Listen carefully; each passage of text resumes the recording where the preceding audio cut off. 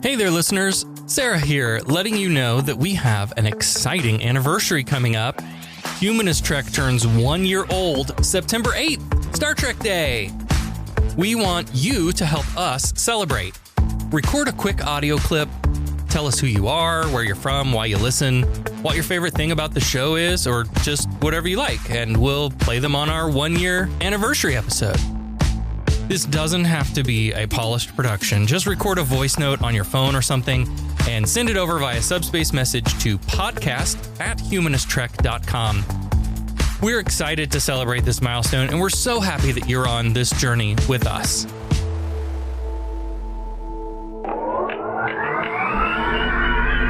Perhaps I could use this as an excuse to go to those far-off planets with little polka-dotted people if necessary, and be able to talk about love, war, nature, God, sex, all those things that go to make up the excitement of the human condition. I'm Captain James Kirk. Mr. Spock. Your move, Captain. Jim Kirk of the Enterprise.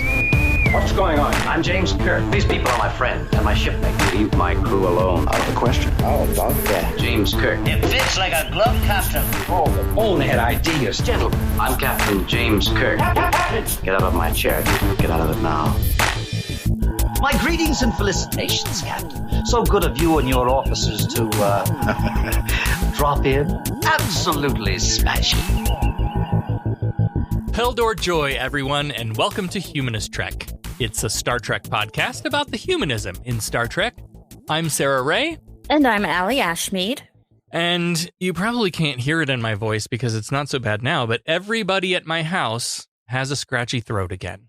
If you've been listening for any length of time, you know that we all get sick all the time.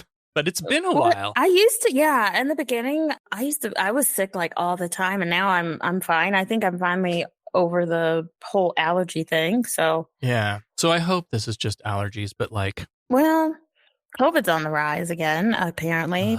Yeah, and the kids just went back to school. I was going to say, that's another exposure for you. Yeah, I'm sure that's where we got it then. Because the little one came into our room last night with a scratchy throat. Yep, that's where it is. The only time I'm exposed to kids are back to school. Taekwondo, so there's a chance that I might get sick too. But COVID is on the rise again. Now, although it's they talk about this new strain called HT.050, and granted, it's not a huge evolutionary jump from like Omicron. They're still seeing a spike in the hospitalization. So I think I read in the New York Times that while it is on the rise, like the good news is that most of us have some sort of immunity, hopefully from getting vaccinated, or the folks that already got COVID, right, have some sort of immunity built up to it. So that, so that if you do get it, the likelihood of it being severe is not as bad. So I guess there's that. But okay, so here's what I need to know. Is it time to go renew my booster? Are we going to create a new booster that is reflective of this new variant or these new variants? Because there are actually multiple new variants at this point. But yeah, how many times have you been boosted? I did all the ones that were available. So I did. So the first round was a 2-shot, right? And then there was 2 boosters after that, I think. I don't fucking remember. Anyway, I've had all the ones that they'll give me. Yeah, I think the last time I got boosted was January. Yeah. Yeah. And this was right before the cruise. And after the cruise, I got sick. It wasn't COVID, but I did get sick. Yeah. I remember that. And have you had COVID? No. We have been, our whole family, very fortunate. Not that we know of. We have not had COVID. Yeah. I have had COVID. But I was in London and I was in a hotel and I thought I was going to die. Well, don't you wish you could, I don't know, drop a bomb in the middle of the nucleus of that COVID cell and I do. Explode it? Yes. Well, let's talk about this week's episode of Star Trek, the original series. It's season 2, episode 18, The Immunity Syndrome. Sir, contact with an object. It's moving toward us.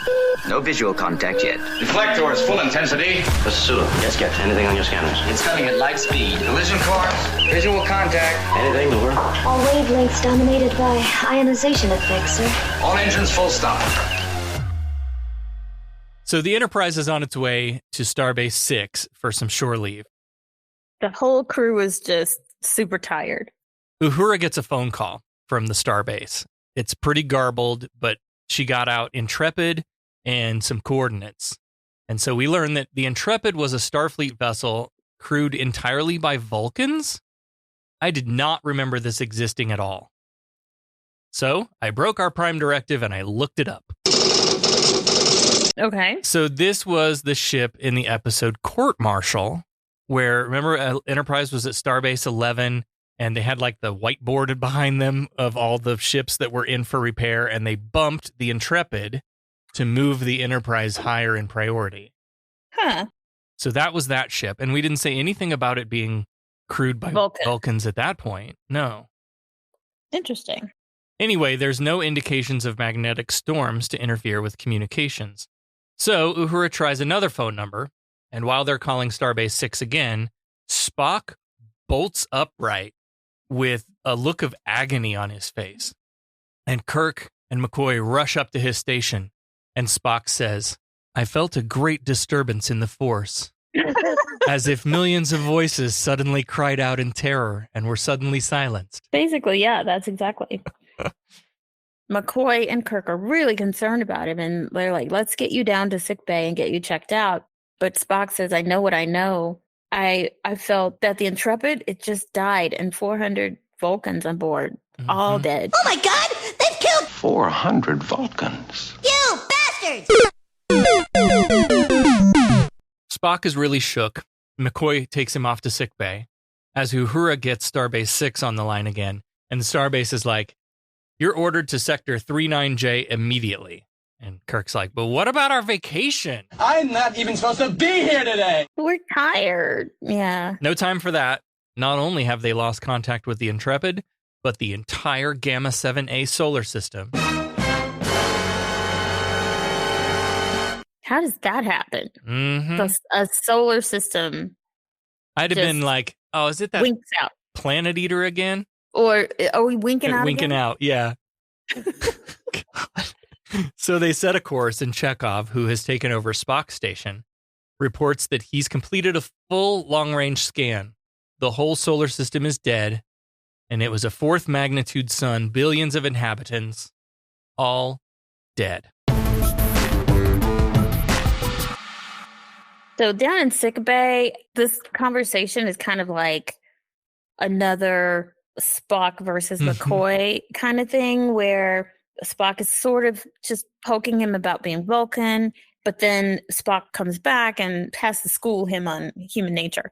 So Spock's being scanned, and he's assuring the doctor that he's fine. It was only momentary, and then it'll pass.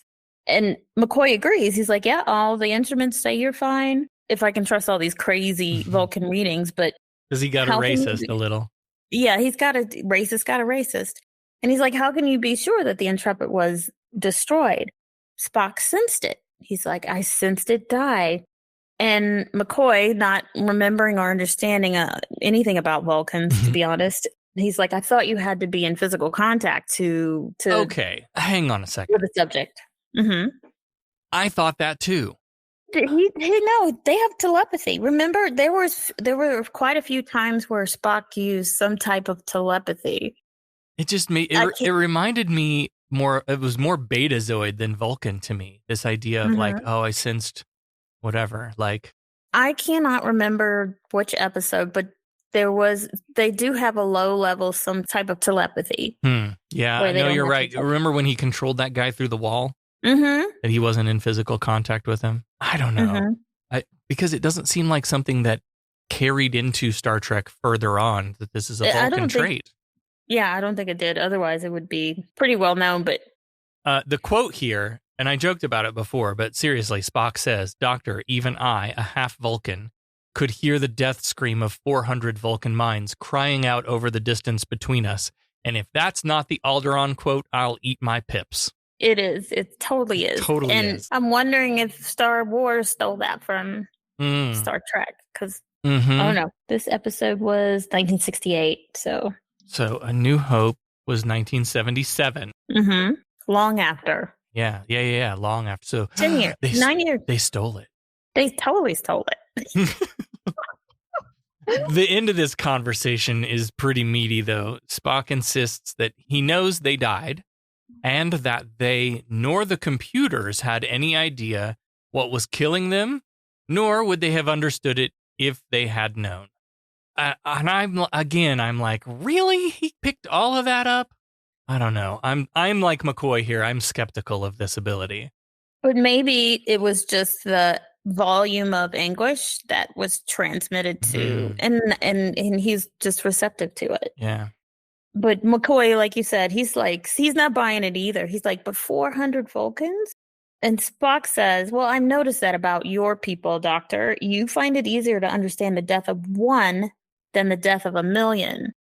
You speak about the objective hardness of the Vulcan heart, yet how little room there seems to be in yours. Oof. I know, right? What? And again, like, what a observation on humanity. And then McCoy says, one more last burn from Spock. McCoy says, suffer the death of thy neighbor, eh, Spock? You wouldn't wish that on us, would you? I believe this suffer the death of a neighbor thing is another Bible reference. Of course. Anytime it says thy, right? I would guess. I would like to go, I don't have the energy or patience for this, but someone should go back and see if there's any like correlation or common thread, because this is not the first time this has happened where they say, oh, you know, I think it was last episode, 2 episodes ago, talking about the heavens and quoting Daniel or whatever. Like, is this the same writer each time, or maybe the same couple of writers or something? We need a researcher. Yeah, we do. We need an intern. Patreon.com/humanistrek. Throw us some money. Maybe we'll hire an intern. Right. But yeah, McCoy pulls out that Bible verse and it talks about, you wouldn't wish that on us, would you? And Spock says, well, it might have rendered your history a little bit less bloody. And I think what he's talking about is empathy here. Yes. Is McCoy arguing the position for not feeling a connection to other life when it dies? Because that's how I read this. Yeah, like, very much. Spock is being the emotional one, right? Saying you should care about the lives of everyone, whether you know them or not, whether they're, you know, whatever, like, because we're all alive and we, Right. And if we had been able to suffer the death of thy neighbor, maybe we wouldn't cost so much, as humans, cost so much death. Yeah. But yeah. Back on the bridge, Spock arrives to learn the news of the Intrepid in the solar system. Uhura's phone signal is getting worse by the minute, and we've lost Starfleet. And then Kyle reports that the deflector shields just snapped on. And this is like the second time that this has happened, but I'm still very confused about this. It's either the deflector or the whatever the other one is. Something else snaps on. Yeah. There's some kind of shield that snaps on. What does it look like? Like, is it physical? Does it just snap on automatically? Well, and when they say deflector, that means to me the little circle disc on the front of the engineering part of the ship that like creates a thing in front of them. That my understanding of this technology is that the deflector shield deflects like space debris away so that it doesn't hit the Enterprise and make holes in it, right? That's what I thought. So why isn't the deflector shield always on then? If you're moving, the deflector shield should be on. I'm actually looking this up. There you go, breaking the Prime Directive. Well, we talk about it so much about deflector shields or shield grids, generally referred to as simply shields, were a type of force field surrounding a starship, space station, or a planet that was used to protect against enemy attacks or natural hazards. Yeah. That's it. Right. Right. So why isn't it on already while they're traveling through space? Yeah, there's a whole thing on shields. Great. A lot. I'm not going to read that, but so when they say that the shield snapped on, it is an energy shield. But sometimes when they talk about it, it sounds like it's something physical. Yeah. Spock has indications of an energy turbulence ahead, but he can't analyze the readings. It's like nothing he's ever seen before. On screen, this looks like a big black blob of some kind. And I'm like, are they trying to say black hole? Right. I mean, that's kind of what it, like, because you can't see the stars in it, right? Right. Chekhov thinks it's possibly an interstellar dust cloud, but Spock doesn't agree with that because you'd be able to see stars through a dust cloud. And there's what they did say, Kirk does refer to it as a hole in space. And he's asking Spock for readings, but Spock still can't analyze it. Whatever it is, Spock has calculated that this phenomena lies directly in line with the Intrepid's course and the Gamma 7A solar system. So they slow down some more, and Chekhov fires off a probe into the dark zone. And this horrible dissonant noise overtakes the bridge, and everybody's like holding their ears and in pain. And then people start passing out. The sound stops, but it leaves like everyone a little bit woozy. Uhura is definitely very dizzy. And Kirk asks what that was. And Uhura says there's no sign of the telemetry probe anymore, no signal from it. But Spock's like, insufficient data. And Kirk is getting frustrated with Spock because they're like, okay, you're our science officer and you have no idea. Meanwhile, Uhura is dizzy. She's losing her balance. McCoy, in the meantime, calls up to the bridge to report to Kirk that he's got reports out the yin-yang of people getting dizzy, and he's got people lining up outside sickbay. He says it's nothing organic, but all these people seem nervous, weak, and irritable. It happens suddenly, like a balloon popping. Now I have a question. How did all these people get down to sickbay and line up for shots like that this quickly? Yeah, you know how hard it is for people to even want to go to the doctor? Well, we go from the noise to a line at sickbay, like no time. Yeah. So Chapel and McCoy are giving them all stimulants, and for now they've got it under control. On the bridge, the camera cuts around as they're all still feeling the effects of this thing. Spock still doesn't have enough information to make any kind of report. And speaking of tired and irritable, Kirk's like, Jesus, Spock, you're the science officer. You don't know? You don't know? You sound like McCoy. Yeah, I know. McCoy don't ever know. And Spock always does know or has some kind of theory, but this time he has no idea. And everybody's tired too. But I also want Kirk to put the same kind of pressure on McCoy to figure some medical shit out. Yes. Okay. Every time he says, I don't know, you don't know. You're the doc. This is you and me say this all the time. You're the damn doctor. You ought to know. Right. So Kirk suggests some reverse logic. Since logic's not working, let's do it backwards. If you can't tell me what it is, tell me what it isn't. Spock has ruled out several things. It's not liquid, gas, or solid, despite their being unable to see through it. It's not a galactic nebula, and since it triggered the deflectors, it must be some sort of energy. But none of that is really helpful, though, and they decide here that this is likely what killed the Intrepid and the solar system. So Kirk is now stumbling around, and he asks Uhura to notify Starfleet that they're going to attempt to probe the area of darkness to gain further information. And I don't know why. Did they not just do that? They sent a probe into the area of darkness. They probed the darkness. Yep. What he means is take the Enterprise in. And this is the difference between sticking a finger in and sticking a dick in. Oh my. This is an important distinction between just the tip and there's several references here in here coming up that just all sounds so dirty to me. Like maybe it's just my dirty mind. Nope, it's mine too. Okay, because I was like, and I remember just watching it and dying laughing. I'm like, Jesus Christ, why does that sound so dirty? But it does. Anyway, speaking of dirty, they're 1 minute, 7 seconds from penetration. Boing.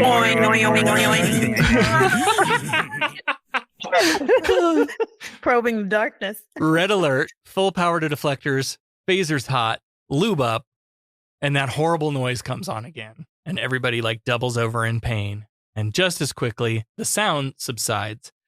But now the stars are gone. I did not like this bit of dialogue at all. Chekhov says, Captain, the stars are gone. And Kirk says, malfunction, Mr. Spock? Negative, Captain, all systems are functioning properly. Kirk says, then kindly tell me what happened to the stars. Spock says, unknown, Captain. Like, it was obvious to me as a viewer at this point that they're inside this thing. And I felt like they should have understood this right away, too. Yeah, they saw a void coming up, and now suddenly they're inside it. Yeah. Sorry. I mean, that's how it happens. But yeah. Instead, we get some cut-ins where Kirk calls McCoy to check in. The line for shots is wrapped around the whole block now, but McCoy's going to bring some up to the bridge for Kirk and the bridge officers.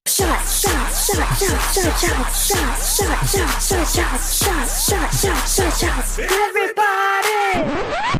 Do you remember that episode? We talked about this.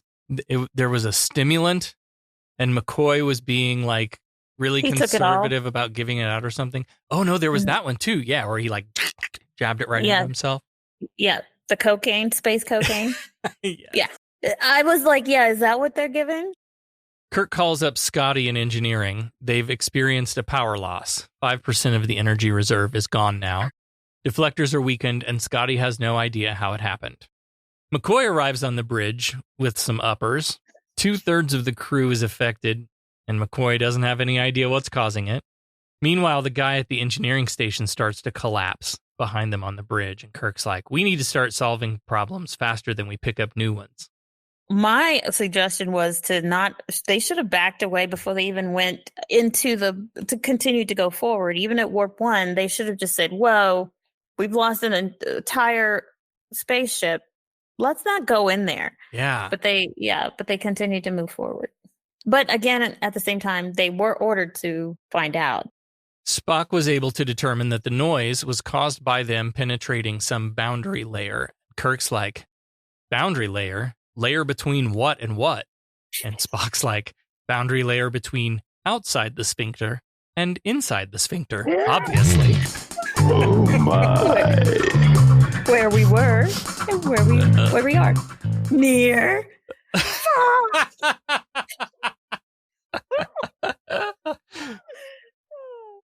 Kirk accuses Spock of trying to be funny, and Spock's like, that would never occur to me, Captain.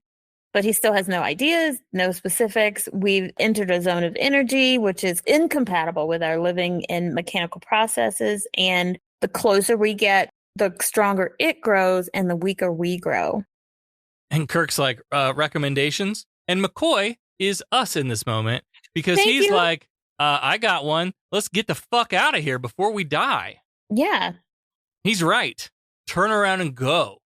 Although I suppose you could argue in the end, by investigating it and destroying it, they saved, countless other planets and ships and whatever. But still, I'm with McCoy. Well, I am too. And Kirk makes this speech over the tannoy or the loudspeaker to the whole crew.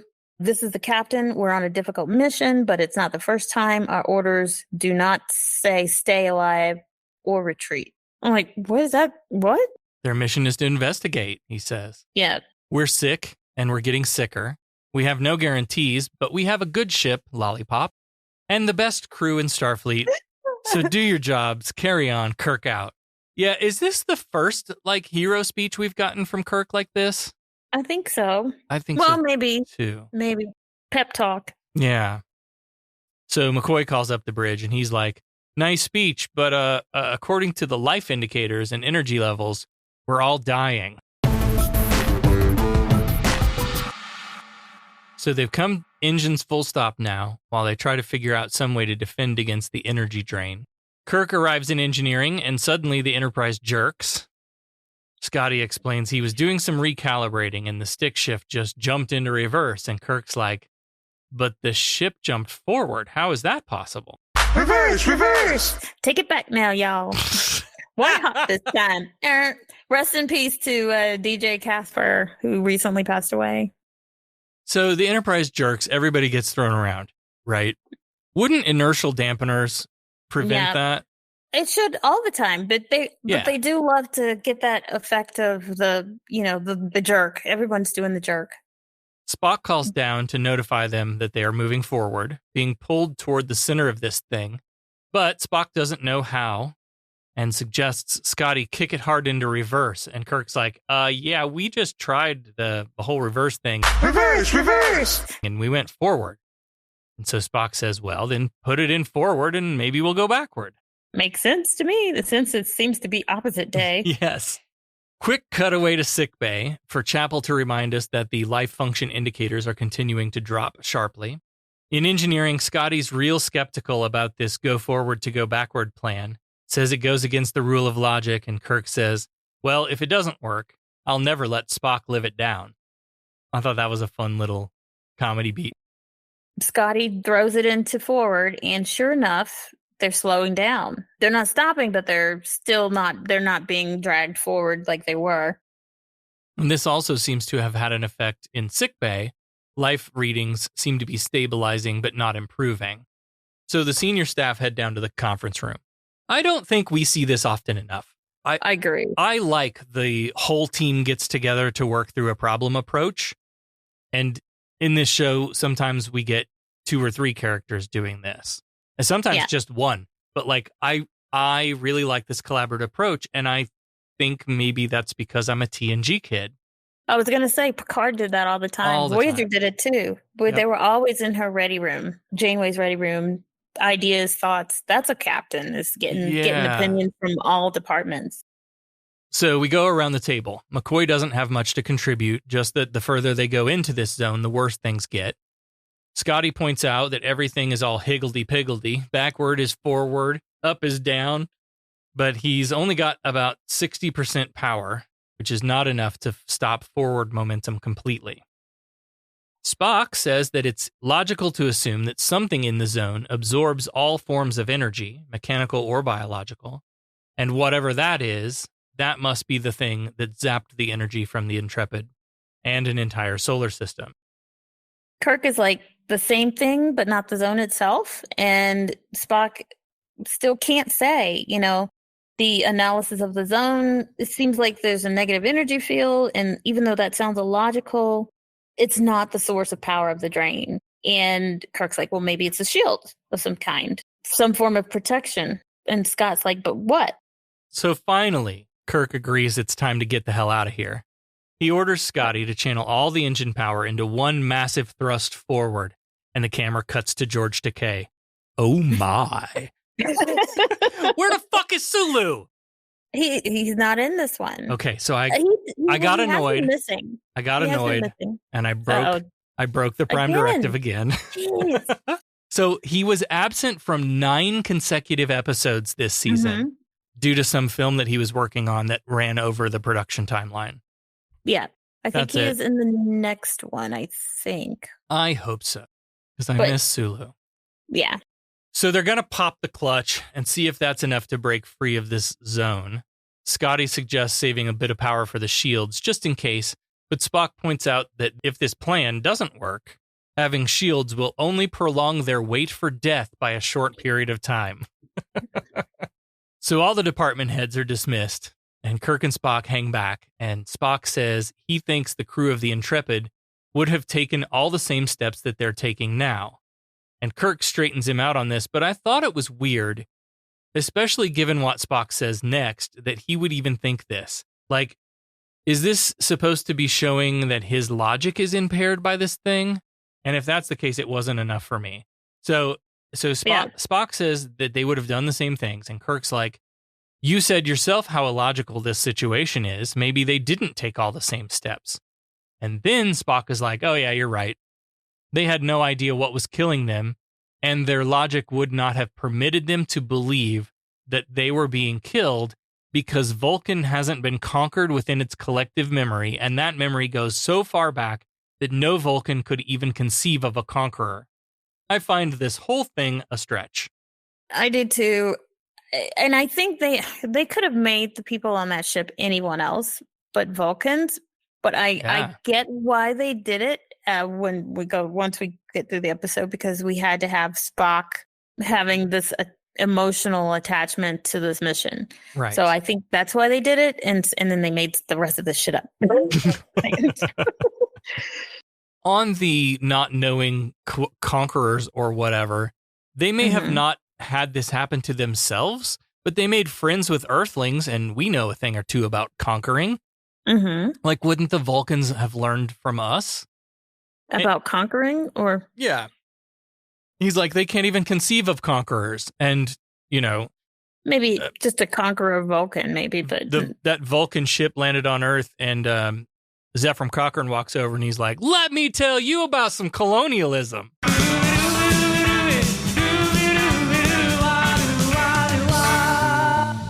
They would have learned from us.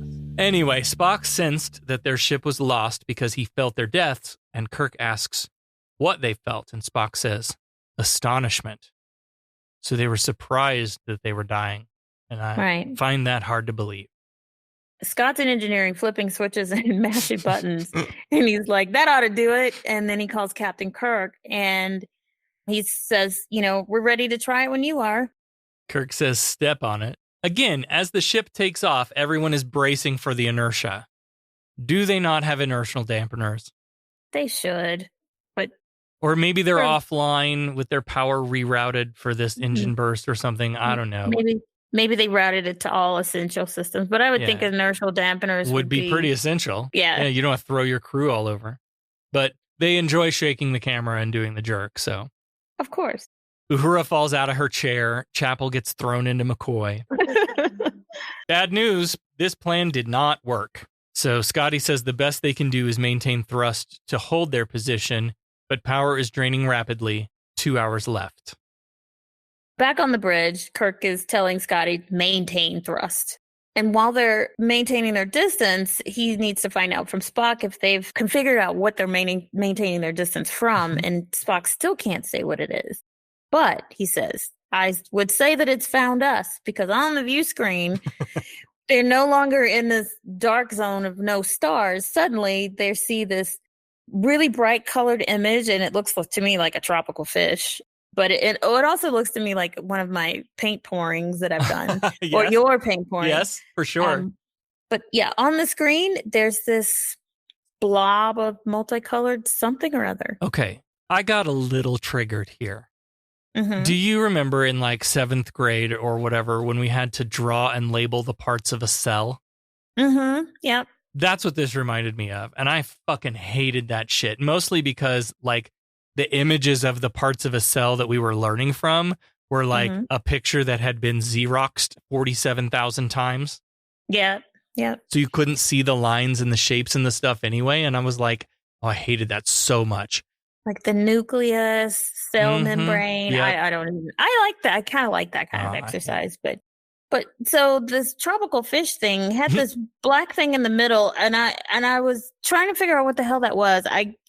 Was that like the nucleus? Because it looked like a blob of shit, like a thing of poop. It was brown. Floating in the sea of colors. Yeah, and it was weird. So they fire off another probe at this thing, and they really did kind of like, if this is towards the end of Sulu's being gone, like this part was written for Sulu, and they just had to drop Kyle in there because George still wasn't available, because Kyle gets Sulu's job of counting us down to impact, which is a very Sulu thing. Yeah. Sulu loves to count. The ship rocks a bit, and Spock starts getting readings from the probe. Approximately 11,000 miles in length. What the fuck? We were just in kilometers earlier this episode. Yep, we're back to miles. Width varies from 2,000 to 3,000 miles. Outer layer is littered with space debris and waste. Interior, protoplasm, varying from a firmer gelatinous layer to a semi-fluid central mass. This is the thing that they've been looking for. And get this. It's alive! It's alive! And I'm surprised they didn't pick it up on their sensors if it's living. See, this is the old science textbook right here. Yep. They're down in the lab. KSM are gathered around the old 8-inch display with a picture of what looks like an old textbook photo of an amoeba on the screen. And Kirk is like, do you mean to tell me that this thing is just a single-celled animal? For lack of a better term, McCoy says yes. So they're looking at an amoeba, what we know as an amoeba in a microscope. And this thing that's out there is apparently more simple than that. It can perform all the functions that qualify as a living organism, like it can reproduce, it can breathe and eat, but... How did he determine all that? He did say, he's just assuming, because he says, although I don't know that. Right. But no, he says that he doesn't know what it eats. But right. Yeah. Yeah. How did you know it can reproduce and breathe? Breathe what? Breathe and eat? Yeah. Spock suggests it may be energy that it eats, which would explain the drain on their power and lives, and adds that he thinks it's invading our galaxy like a virus. Well, that's enough for Kirk to want to kill it. Again, of course. Seek out new life and kill it. But he's like, well, how did we survive? How have we survived so far? And Spock, he comes up with, I think, is a really flimsy. He's like, well, maybe it's not hungry. Because he surmises that when the Intrepid came upon it, maybe it was really hungry. It does sound dumb, doesn't it? It sounds awful. It does. But he said, yeah, the Intrepid must have come across it while it was in low energy and still hungry, but they're still not safe because it could wake up and get hungry any second. It's like your phone or your watch or whatever, right? When the battery gets low, it goes into low power mode and stops consuming as much energy. And then you put it on the charger, i.e. eating a solar system and a ship. And that charges it back up to full. And now we're waiting for the charge to wear down again. And then it'll eat the Enterprise. Right. And then Kirk is like, what about the zone of darkness? The zone of darkness. They could say black hole, but I guess it's not a black hole. Yeah. But what about the zone of darkness around it? Is it part of the amoeba, or is it just something that the organism generates to protect itself? They still don't know. So McCoy says we've got to take a closer look, but he's like the one that said, let's get the fuck out of here. Uh-huh. So they're going to send a shuttle out to do some investigating. And Kirk's not willing to risk anyone on that suicide mission. We've been sending probes and getting good info. Kirk's pretty happy with the probes. We'll keep doing that. But even Spock says that the info that they've gotten hasn't been of much use. So maybe the shuttle's a good idea. And McCoy's like, send me, pick me. And that's also very out of character because McCoy's like always the last one to want to go. And he was the one ready to turn around and get the hell out of there, like you said. Spock's like, now, Doctor, that's the best idea you've ever had. Get McCoy on a shuttle and send him off to his death. Please. But Kirk knows it's a suicide mission. The amoeba apparently has some reflexes because the unmanned probe that they sent stung it, I guess, when it entered. I'm sorry. There's so it hurts a little bit if you don't go slow. Oh my. So that's when McCoy's like, all right, so I'd know enough to go slow when we penetrated its vulnerable spots. Yeah. McCoy is itching to explore an amoeba like the magic fucking school bus shrunk down to microscopic size. Oh, he's like, Honey, let me go. No, the magic school bus. Oh, I was thinking of Honey, I Shrunk the Kids. Yeah. Yeah, same idea. I don't know that show. The magic school bus? It's, oh shit, what was her name? Miss Frizzle. Spock insists he's more qualified, and he calls out McCoy for having a martyr complex, which should disqualify him. I thought that was great. Get him, Spocko. I can't believe that those two are arguing about who's going to go. No, I'm going to go. No, I'm going to go on a suicide mission. And even Kirk gets into the fray, insisting that he's the best pilot to send. Which is all the reason where he has to stay on the ship. Yeah. That's what Spock says. It makes him indispensable. You're indispensable, yeah. In the end, Kirk shoos them all away to let them have time to decide. And for a moment, I thought they were going to take all three of them. There was a moment I was like, okay, well, Kirk will do the piloting and McCoy will do the medicaling and Spock will do the sciencing. And then for a minute, I thought that one of them, McCoy or Spock, was just going to take the shuttle and, you know what I mean? Oh, yeah. And just do it. Yeah. And force them, so that no one has to make the decision. Oh, yeah. That would have been fun, too. So Kirk's in his quarters, and he records a personal log recapping this episode of Star Trek, the original series, thus far. He says, both Mr. Spock and Dr. McCoy have volunteered to go in a specially equipped shuttlecraft to penetrate the cell, find a way to destroy it, and free the ship. Dr. McCoy has the medical biological knowledge. Mr. Spock is better suited physically and emotionally to stand the stress. Both are right, both are capable, And which of my friends do I condemn to death? That's some deep shit.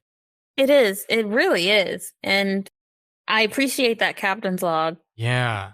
To just kind of give a glimpse of the type of decision that you have to make sometimes. Yes. And a little insight into how he thinks of his crew. Right. These are his friends. Yeah. And ultimately, you've got to go with the one that can survive it. And like he said, more emotional and physically suited for it. So Kirk calls for Spock and McCoy to report to his quarters. Scotty calls up Kirk, and he's explaining that the power drain is at 50% now. We have 1 hour and 15 minutes left as Spock and McCoy walk into the room together. This is some shifty shit right here. Kirk tells Scotty to prep a shuttle, and Scotty is like shocked at this plan. And Kirk tells him to get with McCoy for whatever specialized equipment might need to be on the shuttle. Then he hangs up the call and says, "I'm sorry, Spock." And McCoy is like lit up like a Christmas tree. He's like, "Yes, I get to go." And he's like, "I'll get ready right away, Jim." But that's not the plan. Kirk's like, no, what I meant was, "I'm sorry, Spock, but you're the best qualified to go." He's saying, "I'm sorry, I have to send you on a likely one-way trip." But if anybody can handle it emotionally, it's Spock. And keep a cool-headed Spock. Yeah. And so back in the hallway, Spock and McCoy, they're still like arguing about who gets to go. He's butthurt. Yeah, he's totally. Still butthurt about this. And he's like, "You're determined not to let me share this with you." And I'm like, "Really, McCoy?" Right? Very selfish. Spock says, like, "Look, this isn't the first time superior capability has proven more valuable than professional credentials." And I thought to myself, as a non-college educated person with a lot of life experience, maybe there's hope for me after all. Yeah, of course. But Spock is exactly right. It's not a competition. And whether he understands it or not, he was asking McCoy to grant him his own kind of dignity. And then McCoy gets kind of nasty and says, "Vulcan dignity? How can I grant you what I don't understand?" And then Spock says, "Well, then employ one of your own superstitions. Wish me luck." And then he walks out. McCoy does wish him luck, but it was long after he'd walked away and he didn't hear. On another level, though, I thought this was all kind of stupid, right? Because Spock, as a scientist / walking encyclopedia, Spock has enough biology under his belt to be just as proficient as McCoy, if not more. Exactly. He's figuring out medical things and sciencey things at times when McCoy is busy saying, "I'm not a blank, I'm a doctor," but then can't do doctoring. So it was an easy choice. They even that Spock is as proficient as McCoy is even spoken about in this scene where McCoy tries to explain some things to Spock about like the DNA code analyzer and how you work the Imzine recorder or whatever. And Spock's like, I am familiar with this equipment, Doctor. Major pissing contest here. Spock's like ready to go. And for some reason, McCoy seems to be holding him back, which I thought might be like a twinge of friendship, you know, like McCoy feeling like this might be the last time he sees Spock. But no, McCoy's being a selfish prick in all of this. Yeah. Only after the door closes and he does wish him luck is when I thought, well, maybe, I got maybe a glimpse that he does, he's worried about his life. But he's just one of those guys who can't show his feelings to another guy easily. And it's frustrating. And it comes out as anger. Ugh. Well, before he leaves, Spock puts his hand on McCoy's face and says, "Remember." This may be the last time you see me. Remember. We get a fun shot of the shuttlecraft exiting and entering the bay kind of at different points throughout this episode. And I don't remember those shots having watched this before, but I love them. They're great.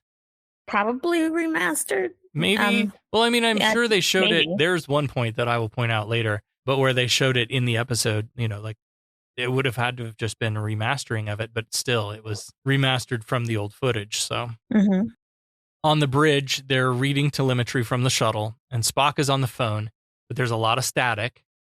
He says the power drain is enormous and getting worse.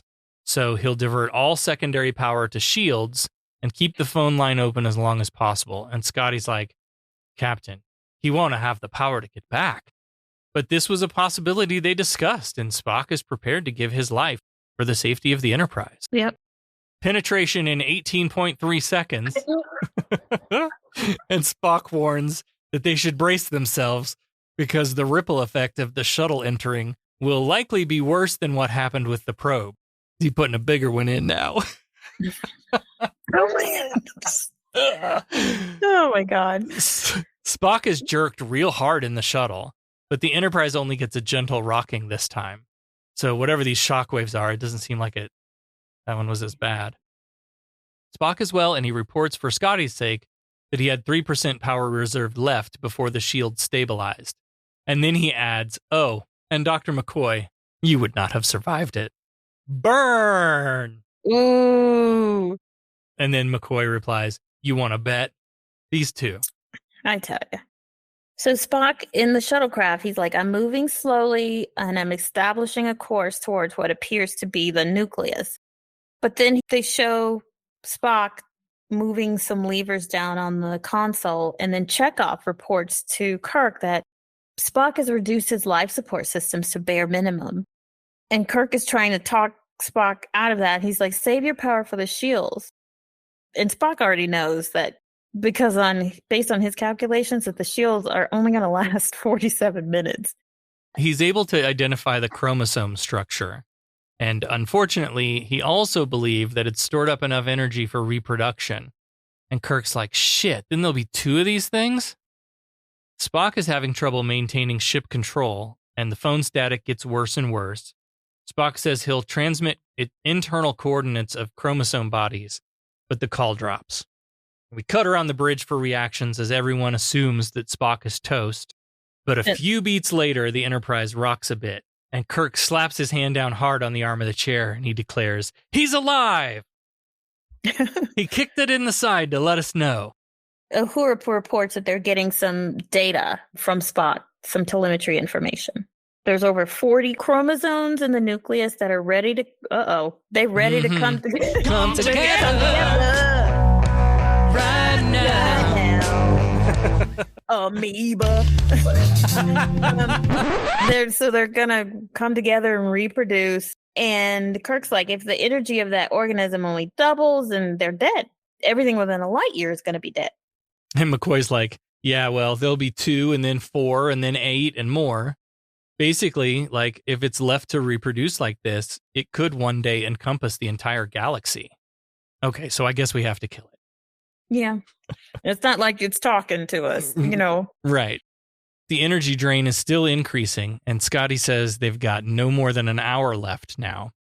Uhura gets a call from Spock on a low energy frequency. His life support and shields are slowly running out, but he's determined that this movement inside the entity doesn't bother it nearly as much as the actual penetration. Once you get it in, it's not so bad. Oh my God. He tries to pass along how to destroy it, but the signal keeps cutting out. He says, I believe a charge of garbled audio could destroy the organism, and then adds, tell Dr. McCoy he should have wished me luck. He's always got to get that burn in. But he did wish you luck, Spock. You just didn't hear it. We do a quick captain's log that we've determined how we can destroy the creature, but provided that we can do it from the inside. And Spock clearly knew how to destroy it, but was unable to transmit that information because of all the static. So they got a way to kill it. They couldn't hear it.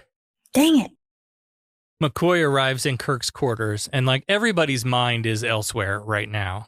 McCoy's mind is on Spock. He's like, Jim, we got to get him back because I've got this Katra in my head, and if he dies, I'll have to live with this forever. And who am I going to pick on for Vulcan stuff? Yeah, I need to have somebody to pick on. Yeah, he says, is it me, Jim? Am I so sentimental that I just have to keep believing that he's still alive in that mass of protoplasm? Aw, he does care about Spock. He does. Why can't you just tell him then instead of acting like a dick? Right? They talk about this organism in terms of a disease or a virus invading the body of our galaxy. And Kirk points out that it's not intelligent. Not yet. Yeah, because once it becomes intelligent, they can't just kill it all willy-nilly. So we got to get it quick. So they try to make this argument that if this thing reproduces, that what we've assumed to be a single-celled organism would not instead be millions of single-celled organisms, but would somehow organize into a multi-celled organism, is kind of the argument that they're making, and I don't know where they're getting that from. Yep, they're making assumptions. Yeah. But, I mean, it is killing starships and whole star systems. But if there were more of them, that they will become more intelligent? I don't know. So they compare it to the human body. The human body has millions of cells. Imagine if this thing became millions of cells. Why, then we'd be the virus invading it. And again, you have to sort of go long enough to assume that it would create like a multicellular organism. McCoy says, well, there's a thought. Here we are, antibodies of our own galaxy attacking an invading germ. Wouldn't it be ironic if that was our sole destiny? Isn't it ironic? Don't you think? It's like rain on your wedding day. It's a free ride when you've already made. It's a human antibodies attacking a giant germ. And who would have thought it figures? See, we need a band. We need songs. Telling you. Kirk's like, aha, antibodies. And he slaps McCoy gently on the cheek. And he says, antibodies, Christ, Bones, you're the doctor and I figured this one out? You're fired. Thank you. Yeah, thank you. So Kirk, I guess, has an idea. He calls down to the bridge. Scotty's on the bridge and wants to know how much power they have left. Well, they're down to 43%. They're slipping a bit against the pull that the beastie's putting on them. I love Scotty. Everything's a beastie. Everything's a beastie. They can't last more than 45 minutes at this rate. But Kirk's plan is to shunt all power to the shields, except for impulse power. And Scotty's like, we'd be sucked into that thing like being caught in a wind tunnel. And Kirk's like, exactly. Prepare to divert power on buy signal. So he hangs up, visibly tired, and McCoy tries to get him to rest for a few minutes. But we may not have minutes, Leonard. So he gives him another stimulant just to keep him going for another few minutes. So they head down to the bridge. Kirk makes an all call. They're going to enter the organism rather abruptly. Damage control team standby, secure for collision. I'm sorry. I have to wonder if they kind of just chuckled at some of the shit that they had to say that was some crazy sexual references, or right. It just seemed to be, or maybe it's just me and us and our dirty minds. Maybe it's just us. It's just us and our dirty minds. Scotty switches power to shields and shuts off thrust. Impact in 5 seconds. They're all leaning hard with the G-forces of the change in this momentum. And we get some great shots of the ship here. It's a weird combination of remastering. And this is the scene I was talking about earlier, because the movement of the ship in this scene is clearly like a model on strings originally. Like you can see like that kind of jerky movement. So when they updated it graphically, they left that model on a string sort of feel. Oops. Yeah. I'm surprised they didn't fix it. Eventually, as the Enterprise crosses into the organism, they all do the jerk. Minimal damage, but now they only have 26% power reserves left, and Scotty saved as much impulse power as he could, but he's not sure it'll be enough to get back out again. And Kirk says, well, we're committed, but Scotty's like, to what? We've got no power for phasers. And McCoy's like, well, we couldn't use it. We'd cook ourselves anyway. And Kirk's like, well, it would probably like phasers because it eats energy and power. Scotty's like, well, then what the devil, begging your pardon, are we doing? And Kirk said, well, Mr. Spock was trying to tell us what to do when we lost voice contact. Scott says, yes, but we can't use power to destroy it. So Kirk comes up again with the idea of anti-power. Kirk's like, well, we are in opposite day land world. Yeah. Anti-power, antimatter to be exact. Right. You're going to blow up some antimatter. And Scotty's like, yeah, it couldn't swallow that. Again, with the references. Okay. So Chekhov and Scotty work on getting a probe together. Scotty's figuring out how to hold the charge, and Chekhov will figure out the detonation settings. Kirk plans to get right up against the nucleus, which is 7 minutes away, implant the probe, and then back away before detonating. When McCoy asks why, given the range of a probe, Kirk explains that due to the eddies and currents in the protoplasm, the probe could drift thousands of kilometers. We're back to metric. kilometers. Yep. Getting whiplash. Kirk asks for another hit of stimulant, and McCoy's like, how long do you think you can keep taking that stuff? Don't you think you've had enough? Kirk says he only needs 7 minutes. That's all I need. So in the shuttlecraft, this is really touching. Both these next two scenes together, I loved this so much. We get the sense of the finality and the danger of this mission because Spock pretty much, you know, in case he's going to die, he does his personal log and, you know, showers accolades and the highest commendations on the captain, the officers, and the crew of the Enterprise, the finest starship in the fleet. He pretty much has resigned that this might be his final log. He's like, even McCoy. But he should have wished me luck. Right? And then meanwhile, on the bridge, Kirk is recording the same log entry. Mm-hmm. So they're at the chromosome body in the nucleus now. And he says, if we should fail in our attempt to destroy it or be unable to free ourselves, I wish to record my commendations for the following personnel, that they receive special citation. Lieutenant Commander Leonard McCoy, Lieutenant Commander Montgomery Scott, Officers Chekhov, Kyle, Uhura, and my highest commendation for Commander Spock, Science Officer, who gave his life in the performance of his duty. Aww. Aww. Whenever Kirk says, Mr. Kyle, it sounded like cow to me. Did you notice that? Mr. Cow. Cow? Cow. No. Is how it sounded. Yeah, you got to go back and listen. I swear to God, he's saying cow. Okay, Mr. Cow. All right, so the probe is ready for launch. They have about 6 or 7 minutes left of impulse power, so Kirk orders the probe set on a 7-minute delay. Conserve power on all other systems, and hopefully they'll be able to rip out of there before they're exploded too. So Chekhov has done the programming and they're ready for launch. Kirk orders them to launch the probe at 0 acceleration, turn off the forward thrust 1/10 of a second, and then Kyle confirms that that's done. The probe is launched. They get a little bit of a jolt, and McCoy says, despite what Spock said, it's still plenty sensitive because they're still getting the jerk. And then Chekhov confirms that the probe is lodged into the nucleus near the chromosome bodies. Now it's time for them to back out the way that they came. And Kyle acknowledges that they're slowly backing out and they're starting to count down. Chekhov says that they'll be out in 6.37 minutes. And then Chekhov picks up a metallic substance outside the ship.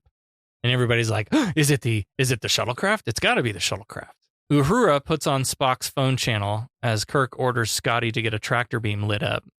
But Scotty says they only have a 53-second margin for escape.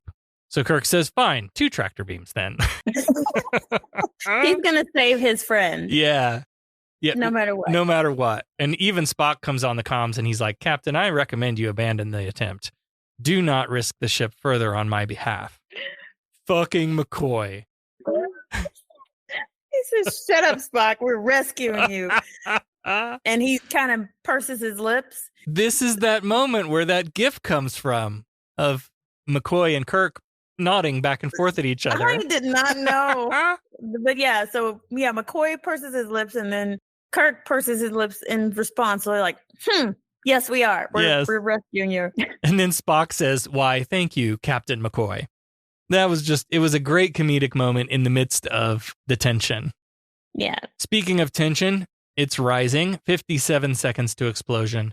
They're almost to the membrane. Scotty's got tractor beams on the shuttle, but can't guarantee that it'll hold when the explosion hits. And he looks over at the engineering station. The power levels are dead, sir. Kirk says, you may have just written our epitaph, Mr. Scott. And I guess everybody just suddenly goes flying. This is the biggest jerk in the history of Star Trek. And I'm not talking about William Shatner. And suddenly they see stars on the view screen, so they're not in the dark void anymore.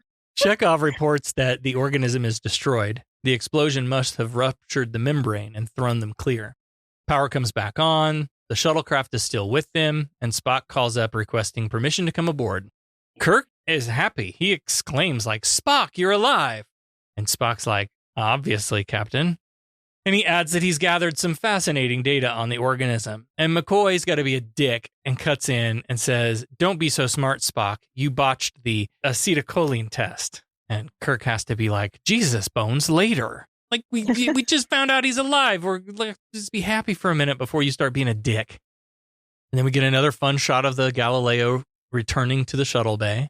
As Kirk orders Chekhov to lay in a course for Starbase 6, warp factor 5, pretty young woman walks over and hands him a clipboard, which he presumably signs and says, "I'm still looking forward to a nice piece of rest and relaxation on some lovely," and then he pauses to stare at his yo woman and says, "planet." Kirk, McCoy, and Scotty all have a good chuckle as we head off to our next adventure. Boy, I'm sure glad that's over with. I'm happy the affair is over. Me too. A most annoying, emotional episode. Yeah, but I learned something today. When dreams become more important than reality, you give up travel, building, creating. One jealous god, if all this makes a god. By sparing your helpless enemy, who surely would have destroyed you, you demonstrated the advanced trait of mercy.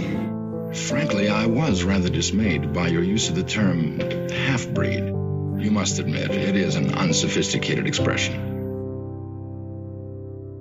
Let's start with talking about the immunity syndrome. It was a terrible name for this episode. It didn't really make any sense to me. Who has immunity from what in this episode? And they didn't, yeah. I mean, okay, the idea of like, I don't know, the immune system sending antibodies in to kill the virus or whatever, I guess. But like, I don't know. It just, I'm with you. It didn't make sense. No one was immune to anything. Yeah. To be honest. So, yeah, it didn't make any sense.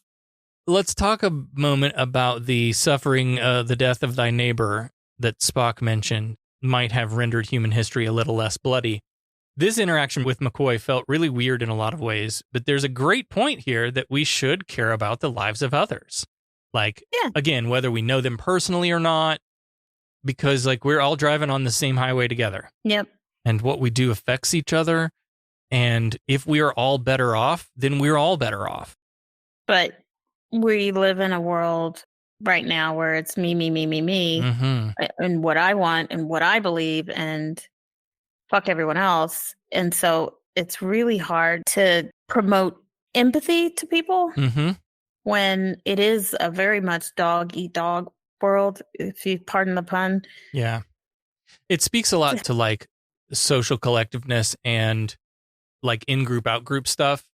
Like, right, Spock also said, "I've noticed that about your people, Doctor. You find it easier to understand the death of one than the death of a million."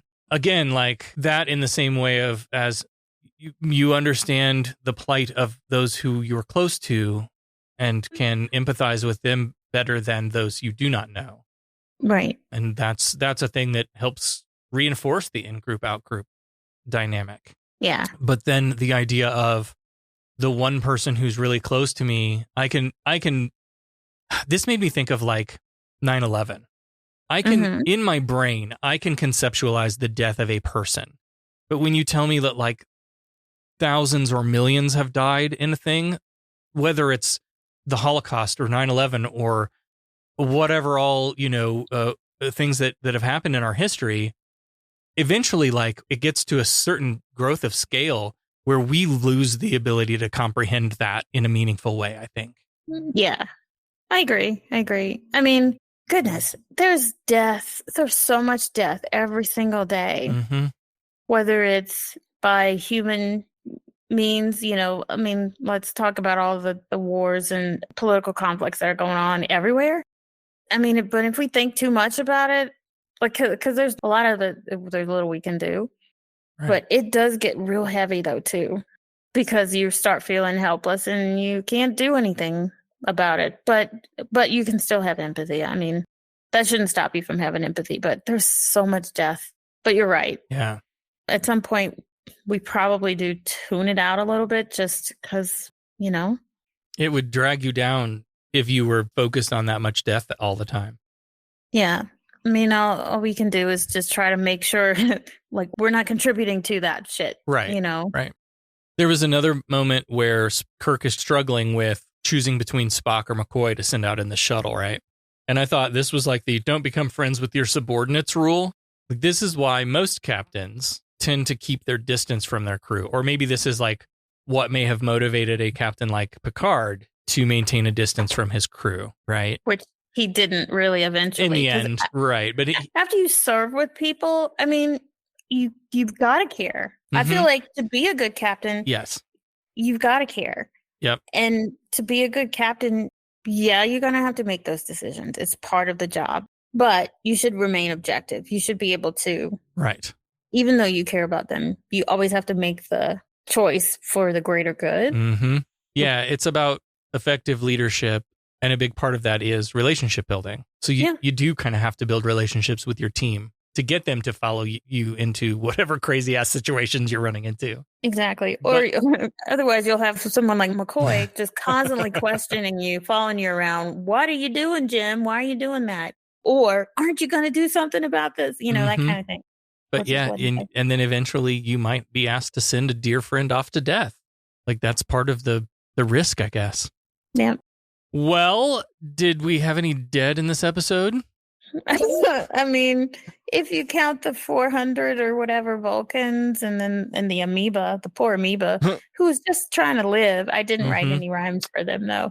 But yeah, there's that like tug of war that I always feel about the crew always going around killing things. Mm-hmm. But I mean, I know they have to do it just for survival, just because they just happen to run up on shit, and they find out it's deadly to them. But the thing is just trying to survive, just like they are. They had no choice but to kill it, but it's about survival. Let's get right to business. Fine, I'm authorized to pay an equitable price. Federation has invested a great deal of money in our training. They're about due for a small return. Listen, we pay off percentages. We're entitled to a little service for our money, huh? Is this the way your citizens do business? Their right of petition?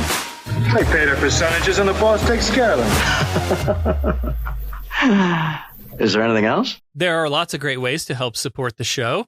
One of the free ways to do that is to leave a review wherever you happen to listen to Humanist Trek.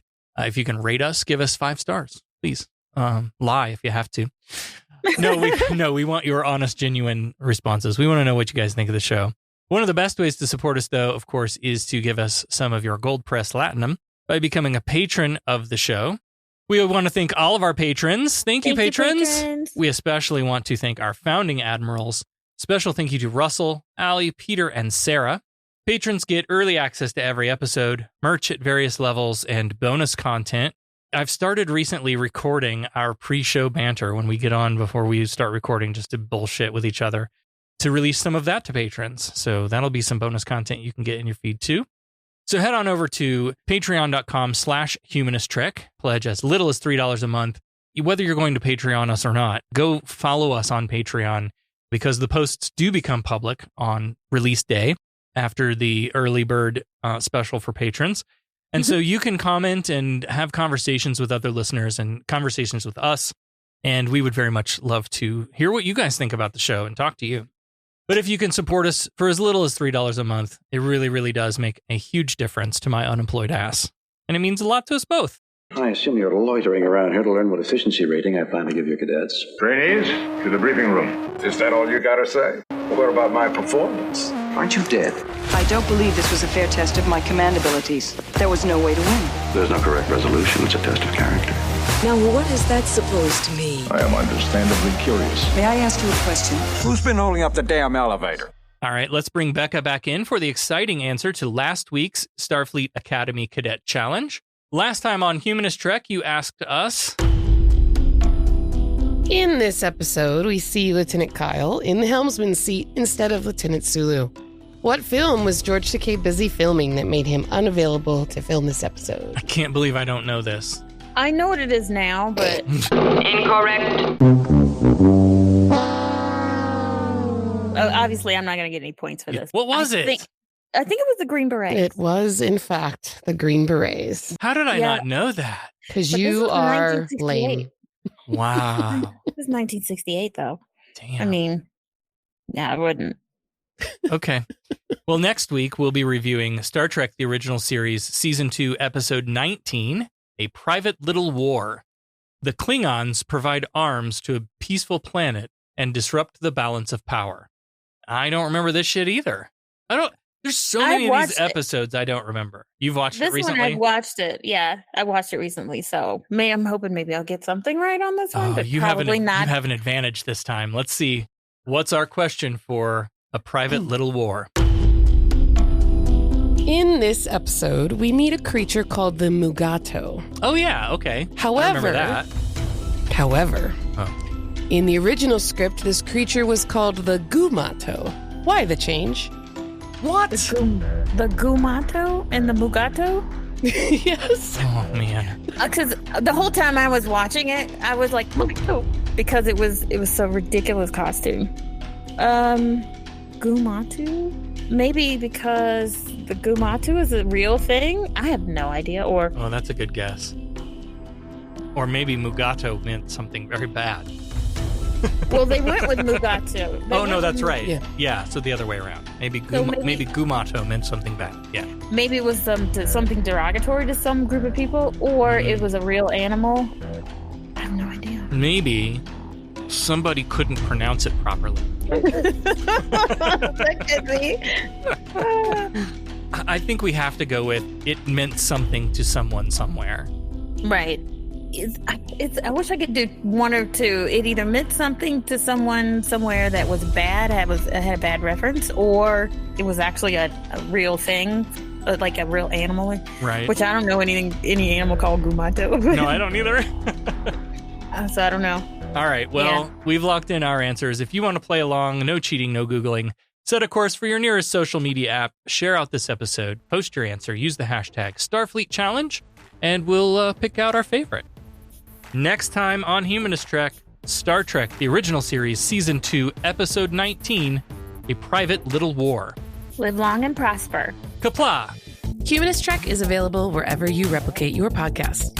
Follow us on all the social medias at Humanist Trek. Become a patron at patreon.com/humanisttrek.